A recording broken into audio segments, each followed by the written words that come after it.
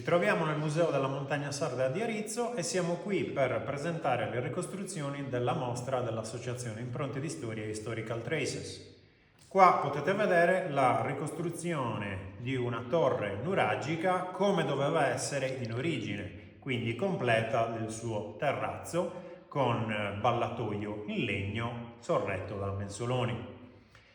La ricostruzione è assai interessante perché è la riproposizione in scala del nuraghe Santa Barbara di Sindia.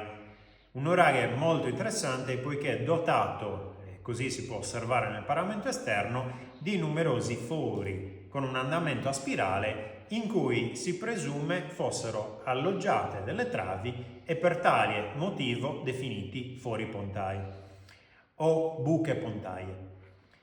Qua possiamo vedere l'interno della torre nuragica, come ricostruita dall'artigiano Efisio Busonera su nostro progetto. Nel modello si può osservare la camera interna, la scala spiraliforme e la camera del piano superiore. Vi è infine anche qui la scala che sale e che termina sul terrazzo con questo piccolo modellino, potremmo dire quasi cupolino, che permette l'uscita dalla scala in maniera protetta. Questo è un dettaglio, almeno da noi interpretato in tale modo, osservabile anche nei modelli di nuraghi, in cui è presente effettivamente questa sorta di piccola ogiva terminale. L'idea, l'ipotesi qual è? Che piovendo questa struttura proteggeva la scala dall'eventuale ingresso dei liquidi e quindi dell'acqua piovana all'interno della scala stessa, che poi col tempo avrebbe finito per rovinarsi proprio per via di queste infiltrazioni. La torre è realizzata come doveva essere in origine una volta terminata la struttura. Quindi i fori pontai ormai sono liberi dal legname inserito, dalle travi di supporto inserite probabilmente anche per realizzare la struttura stessa. E infine la torre termina con le mensole, o meglio i reggimensola, che con questa forma ad angolo sostengono poi un ballatoio realizzato in questo caso in legno. Un dettaglio osservabile, cioè il decoro, questa sorta di forma zigzagante, osservabile addirittura, oltre che negli stessi modelli di nuraghi, anche in alcuni modellini di nuraghi rappresentati nelle navicelle votive nuragiche. Un ultimo dettaglio di estremo interesse è la presenza ovviamente della porta, ma ancora di più del finestrone del piano superiore. La porta è il classico esempio di ingresso nuragico. I piedriti ai lati, che con un numero di conci che variano dai 3 ai 7, un architrave a sostegno della chiusura, dell'apertura, e poi il cosiddetto finestrino di architrave o finestrino di scarico che termina proprio l'ingresso.